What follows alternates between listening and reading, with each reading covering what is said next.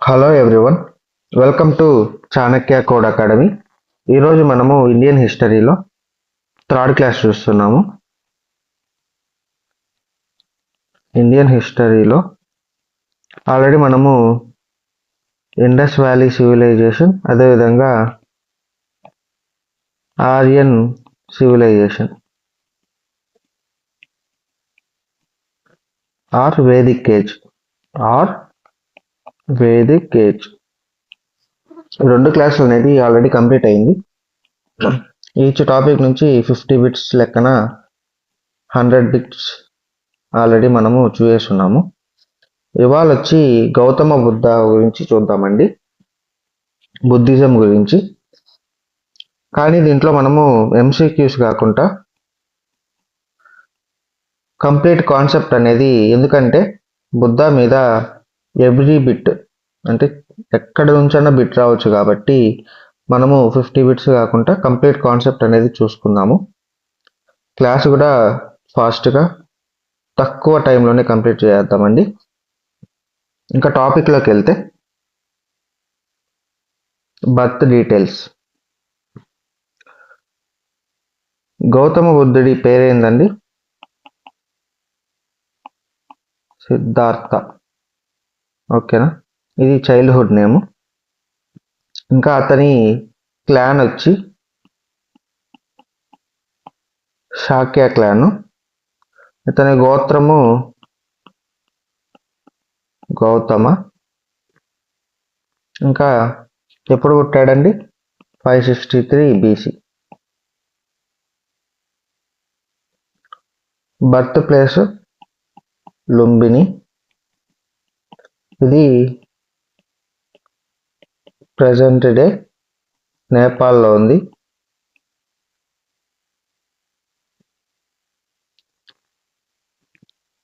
తరువాత father name వచ్చి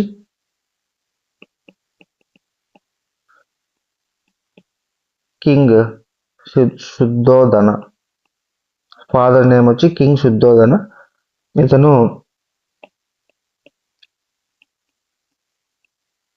Shakya క్లాన్కి leader అన్నమాట. మదర్ నేమ్ వచ్చి మాయాదేవి. ఇంకో పేరు ఏమంటే మహామాయ అంటారు. ఈవిడ గౌతమ బుద్ధుడు 7 డేస్కి చనిపోయారనమాట.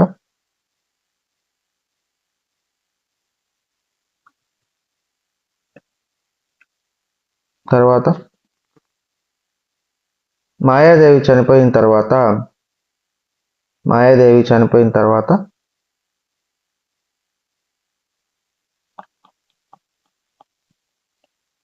ప్రజాపతి గౌతమి, ఈవిడ స్టెప్ మదర్ అన్నమాట.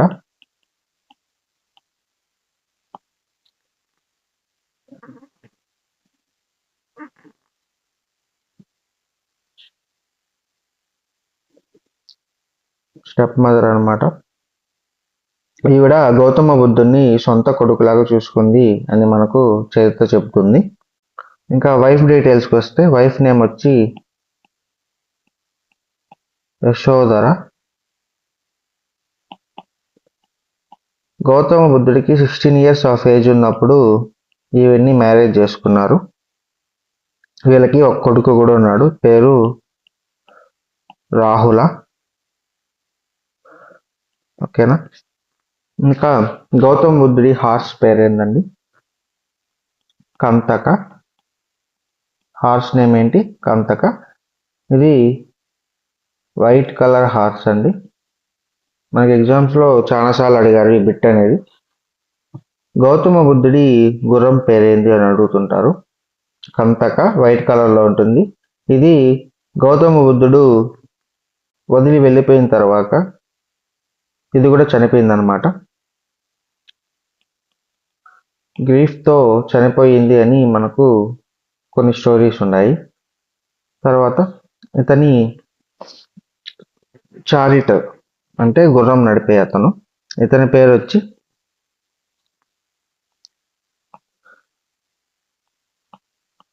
చన్న.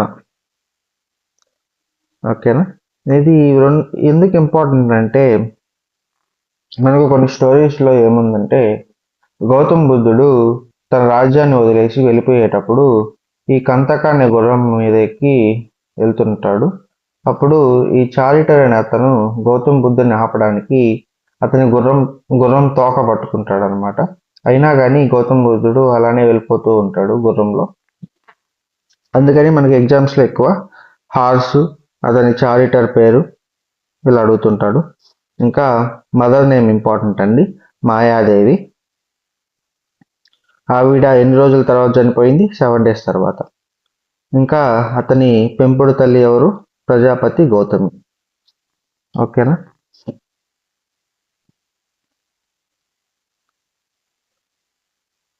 తర్వాత నాన్న పేరు కింగ్ శుద్ధోదన. ఇతను సఖ్యా క్లాన్కి సంబంధించిన అతను. Birth place Lumbini, present day Nepal. Birth year 563. ఇంక ఏ ఇయర్లో చనిపోయాడంటే ఏ ఇయర్లో చనిపోయాడు? 483 BC. ఓకేనా? 80 years అనేది గౌతమ్ బుద్ధుడు బతికాడండి. ఎన్ని ఇయర్స్? 80 years. నెక్స్ట్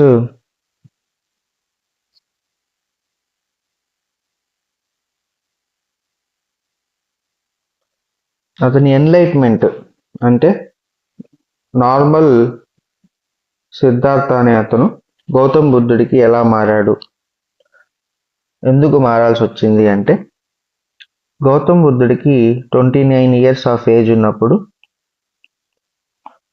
29 సంవత్సరాల వయసులో అతను ఒక ముసలి వ్యక్తిని, ఒక రోగిని, ఒక డెడ్ బాడీని, ఒక సన్యాసిని,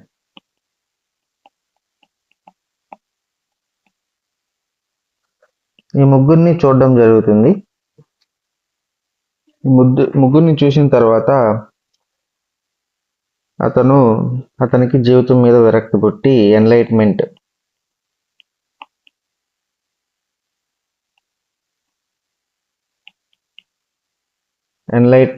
దిశగా వెళ్తాడు అనమాట. ఓకేనా? గౌతమ్ బుద్ధుని జీవితాన్ని మార్చింది సంఘటన ఏంటంటే ఒక వృద్ధుడు, ఒక రోగి, ఒక డెడ్ బాడీ, అదే విధంగా ఒక సన్యాసి. వీళ్ళని చూసిన తర్వాత అతను ఇంకా అతని రాజ్యాన్ని వదిలి ఎన్లైట్మెంట్ దిశగా అడుగులు వేస్తాడు అనమాట. ఎన్లైట్మెంట్లో అతను ఏ ఏజ్కి వచ్చిందండి ఎన్లైట్మెంట్? 35 years. గౌతమ్ బుద్ధుడికి ఏ సంవత్సరం? 29 సంవత్సరాలప్పుడు ఈ 4 సంఘటనలు చూసిన తర్వాత అతను తన గుర్రమైన తన హార్స్లో రాజ్యాన్ని వదిలేసి అడవిలోకి వెళ్ళిపోతాడు. అలా వెళ్ళిపోయిన 6 years తర్వాత అంటే 35 yearsకి అతనికి ఎన్లైట్మెంట్ అనేది కలుగుతుంది. ఎక్కడ ఎన్లైట్మెంట్ కలిగింది అంటే బోధ్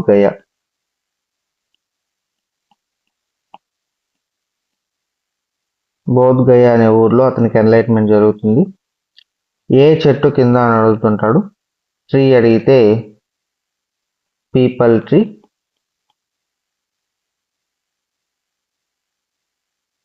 ఈ బోధ్ గయ ఎక్కడుంది అంటే నియర్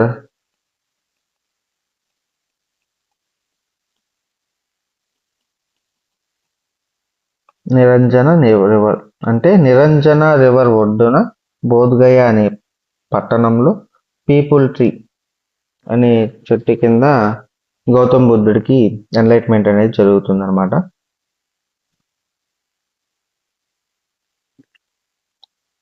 అంటే రినౌన్సియేషన్ అంటే అతను ఇంటి నుంచి అన్ని రాజభోగాలు వదిలేసి వచ్చేస్తాడు కదా, దాన్ని రినౌన్సియేషన్ అంటారు. ఈ రినౌన్సియేషన్ వచ్చిన తర్వాత అతనికి 2 గురువులు హెల్ప్ చేశారనమాట టీచింగ్లో. అలారా కలామ, అదేవిధంగా ఉద్దాక రామపుత్ర.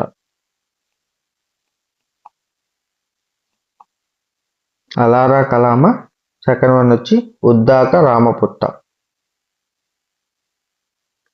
అలారా కలామ అని అతను మెడిటేషన్ నేర్పించాడు.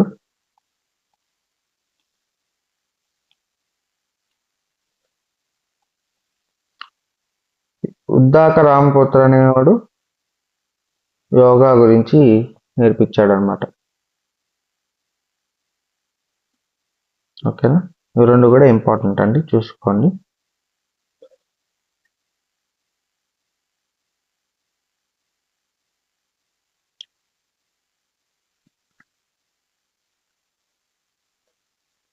వీటన్నిటి తర్వాత ఏమైంది, గౌతమ్ బుద్ధుడికి ఎన్లైట్మెంట్ అనేది వచ్చిందనమాట.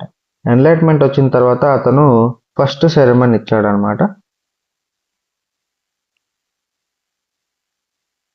ఫస్ట్ సెరమన్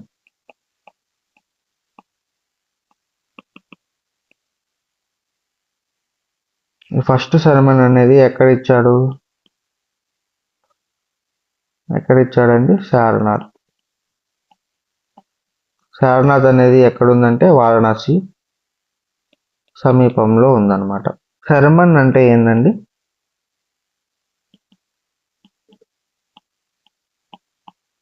ఉపన్యాసం. ఇది గుర్తుపెట్టుకోండి. ఫస్ట్ సెరమన్ ఎక్కడ ఇచ్చాడు, వారణాసిలో ఇచ్చాడు. వెరీ వెరీ ఇంపార్టెంట్ అండి. ఎగ్జామ్లో ఈ బిట్ అనేది చాలాసార్లు అడిగాడు.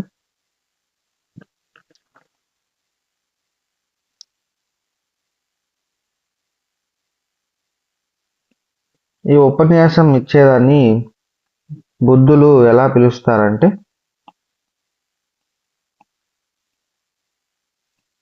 ధర్మచక్ర ప్రవర్తన అంటారు. ఏమంటారండి, ధర్మచక్ర ప్రవర్తన అంటారు. ఈ శర్మన్ ఫస్ట్ శర్మన్ ఇచ్చే సంఘటనని ధర్మచక్ర ప్రవర్తన అంటారు. ఈ ఫస్ట్ శర్మన్ ఇచ్చినప్పుడు మనకు 4 మాంక్స్ అనేవాళ్ళు ఉన్నారనమాట. వాళ్ళ పేర్లు ఏమంటే Kondanna, second one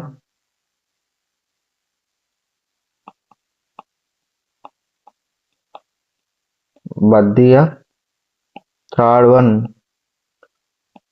Pappa and fourth one మహానామ.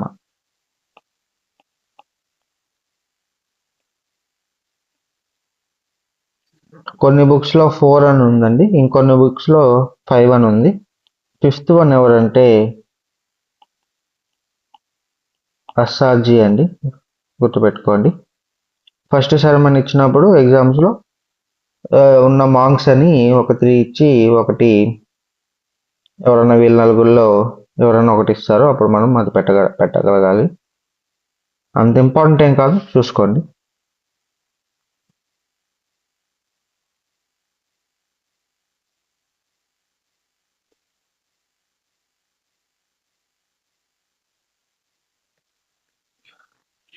ఇంకా తర్వాత సింబాలిక్ అసోసియేషన్స్ అంటారు.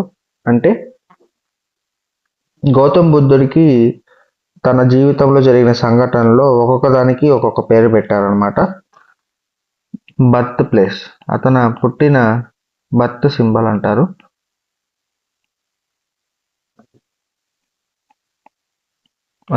అతని జననానికి ఒక సింబల్ ఇచ్చారండి, అదే ఎలిఫెంట్.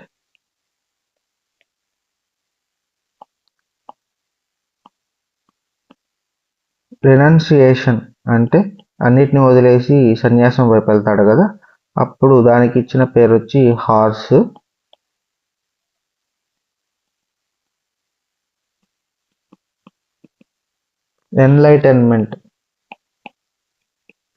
ఎన్లైటన్మెంట్కి ఇచ్చిన సింబల్ వచ్చి బోధి ట్రీ.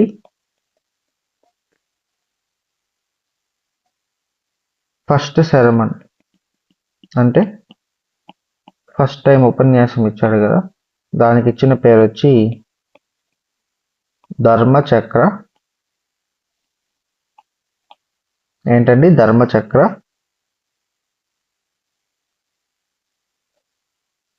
తర్వాత మహా పరినిర్వాణ అంటే అతను తన దేహాన్ని వదిలేస్తాడు కదా, దానికి ఇచ్చిన సింబల్ వచ్చి స్తూప అన్నమాట. మహాపరినిర్వాణ అంటే అతను చనిపోయిన సంఘటనకి ఇచ్చిన పేరు స్తూప.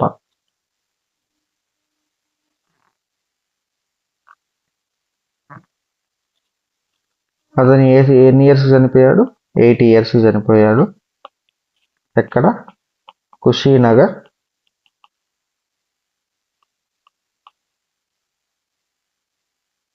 అతను చనిపోయే ముందు తిన్న మీల్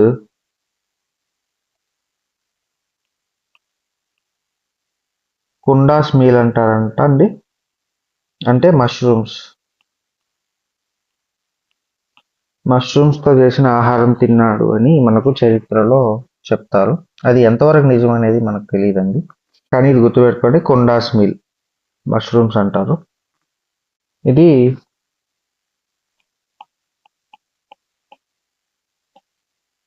గౌతమ్ బుద్ధుడి యొక్క కంప్లీట్ ఇన్ఫర్మేషన్ అండి.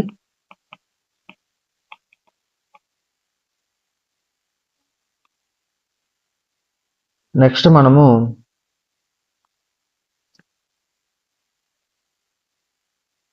గౌతమ్ బుద్ధుడు చనిపోయిన తర్వాత ఏం జరిగింది అనేది చూద్దాము. నెక్స్ట్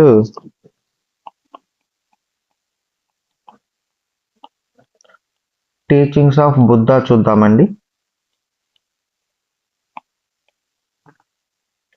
3 కోర్ టీచింగ్స్ ఉన్నాయి.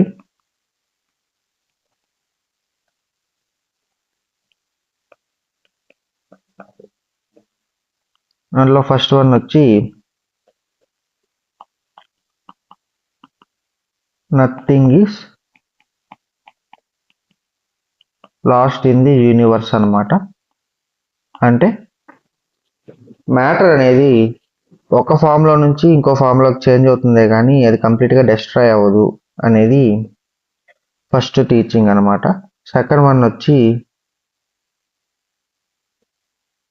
Everything changes.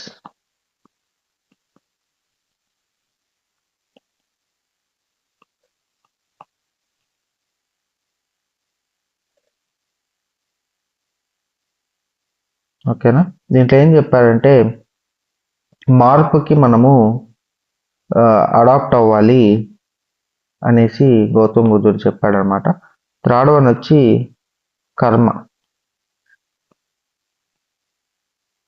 మనము ఎలాంటి విత్తనం నాటుతామో అలాంటి పండ్లే వస్తాయి అని చెప్పాడనమాట. ఈ 3 అనేది కోర్ టీచింగ్స్ అనమాట. తర్వాత 4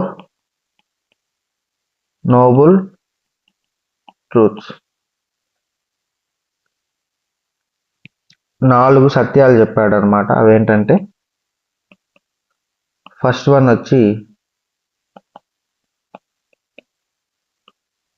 వచ్చి దుఃఖ, అంటే జీవితం అనేది దుఃఖంతో నిండి ఉంటుంది అని చెప్పాడు.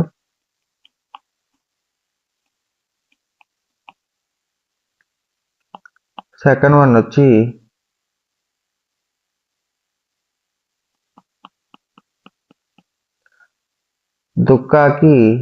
దుఃఖంకి కాస్ అనేది ఉంటుంది అని చెప్పాడు. That is a cos for దుఃఖ అని. థర్డ్ వన్ వచ్చి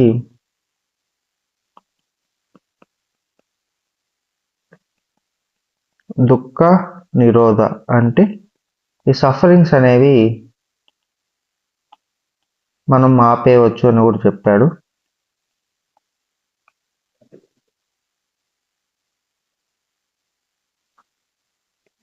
ఫోర్త్ వన్ వచ్చి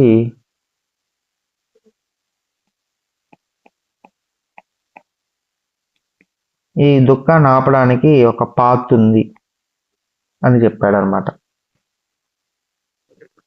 ఆ పాత్ ఏంటంటే 8-fold path.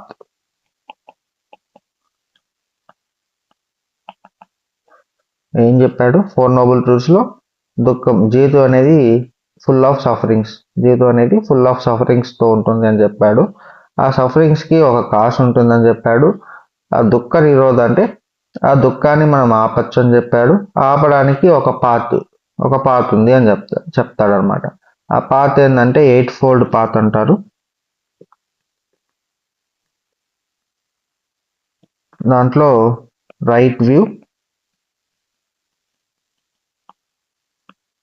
First one, second one వచ్చి రైట్ స్పీచ్,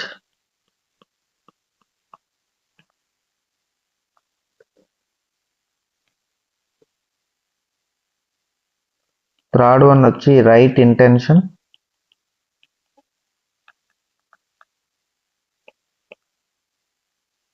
ఫోర్త్ వన్ వచ్చి right action,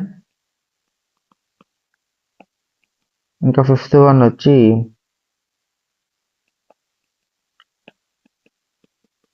right livelihood, sixth one వచ్చి రైట్ ఎఫర్ట్,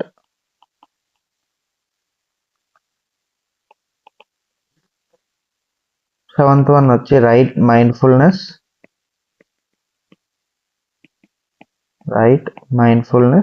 ఇంకా ఎయిత్ వన్ వచ్చి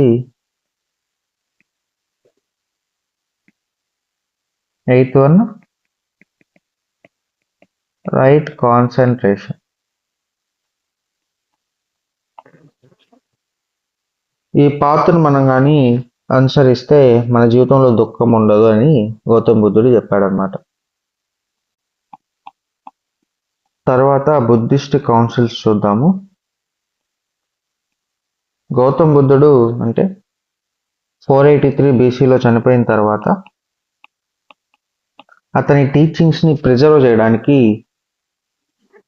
ఎవ్రీ 100 yearsకి వన్స్ వీళ్ళు మీటింగ్ పెట్టుకునే వాళ్ళంట. అలా 4 ఇంపార్టెంట్ ఉన్నాయండి. మొత్తం 6 కౌన్సిల్స్ ఉంటే దాంట్లో 4 అనేది ఇంపార్టెంట్ అనమాట.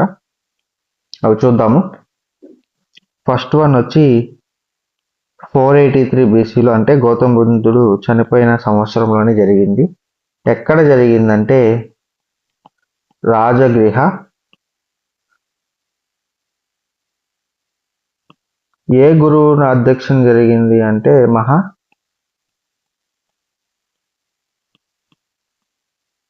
మహాకశ్యప అంటారు. ఈ గురువు అధ్యక్షన ఫస్ట్ కౌన్సిల్ అనేది జరిగింది. అప్పుడున్న రాజు ఎవరంటే అజాతశత్రు.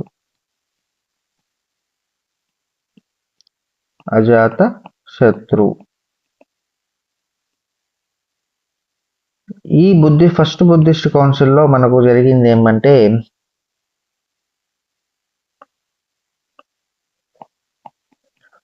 సుత్త పిటక అండ్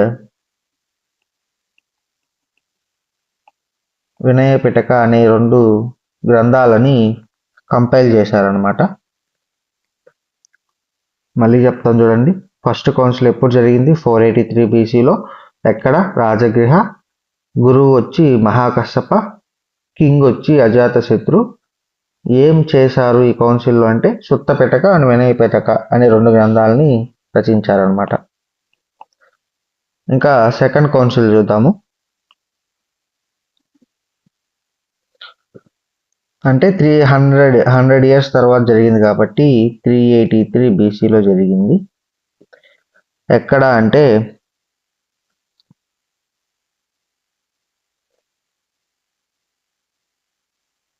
ఎక్కడ జరిగింది?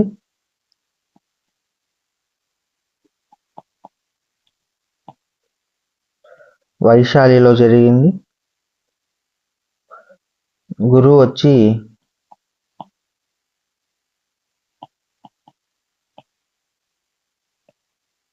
సుబ్బకామి.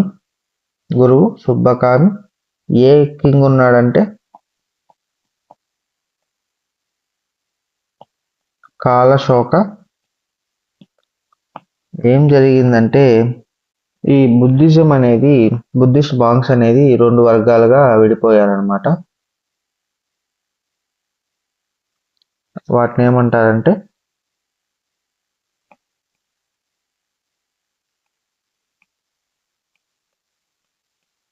శావిరవాదిన్స్ అంటారు అండ్ మహా సాంఘికాస్ అంటారు. అంటే బుద్ధిజం అనేది 2 సెక్ట్స్గా విడిపోయిందనమాట. థర్డ్ బుద్ధిస్ట్ కౌన్సిల్ అండి ఏ ఇయర్లో జరిగిందంటే 247 BC, అప్రాక్సిమేట్గా 250 BC అని కూడా ఎగ్జామ్స్లో అడుగుతుంటాడు ఒక్కొక్కసారి. రెండిట్లో ఏది వచ్చినా కరెక్టే అండి. తర్వాత ఎక్కడ జరిగింది అంటే పాటలీపుత్రలో అండి. పాటలీపుత్ర. గురువు ఎవరంటే మొగలిపుట్ట తిస్స అంటారు. తర్వాత ఇప్పుడున్న కింగ్ ఎవరంటే అశోకుడు అనమాట. ఏం జరిగిందంటే అశోకుడు బుద్ధిజంని ప్రపంచమంతా వ్యాప్తి చెందాలనే ఉద్దేశంతో మాంక్స్ని బుద్ధిజం వ్యాప్తి చేయండి దేశమంతా పంపించాడు అనమాట. ఇంకా ఫోర్త్ బుద్ధిస్ట్ కౌన్సిల్ గురించి చూద్దాము. ఈ థర్డ్ బుద్ధిస్ట్ కౌన్సిల్లోనే ఇంకోటి ఇంపార్టెంట్ ఉందండి. మనకు ఆల్రెడీ శుద్ధ పిటక, వినయ పిటక అనేది ఫస్ట్ కౌన్సిల్లో డెవలప్ చేశారు కదా. ఇప్పుడు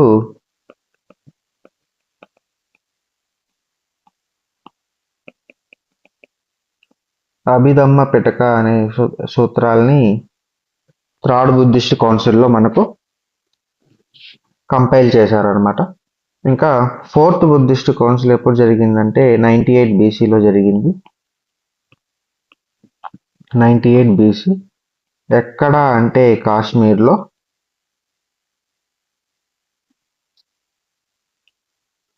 అప్పుడు ఏమని పిలిచేవాళ్ళంటే కుండలవన, అంటే కాశ్మీర్లో కుండలవన అనే ఒక ప్రదేశంలో జరిగింది. ఈ ఫోర్త్ బుద్ధిస్ట్ కౌన్సిల్లో 2 గురువులు ఉంటారు. ఒకరు వసుమిత్ర, ఇతన్ని చైర్మన్ అంటారు, అండ్ అశ్వఘోష, ఇతన్ని వైస్ చైర్మన్ అంటారు అనమాట. రాజు వచ్చి కనిష్క.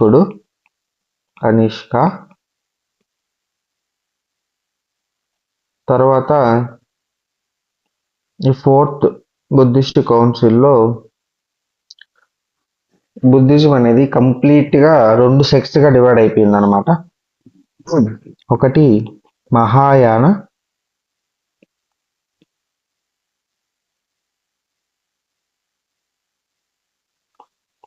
Second one Hinayana. ఈ 2 కాకుండా మనకు కొన్ని బుక్స్లో మహావి భాష.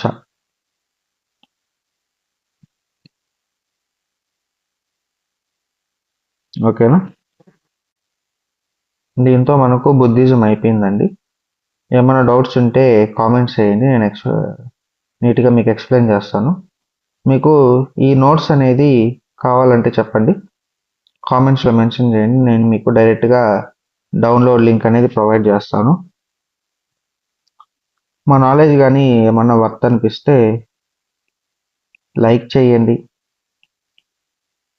షేర్ చేయండి, సబ్స్క్రైబ్ చేసుకోండి. ఓకేనా. థ్యాంక్ యూ అండి.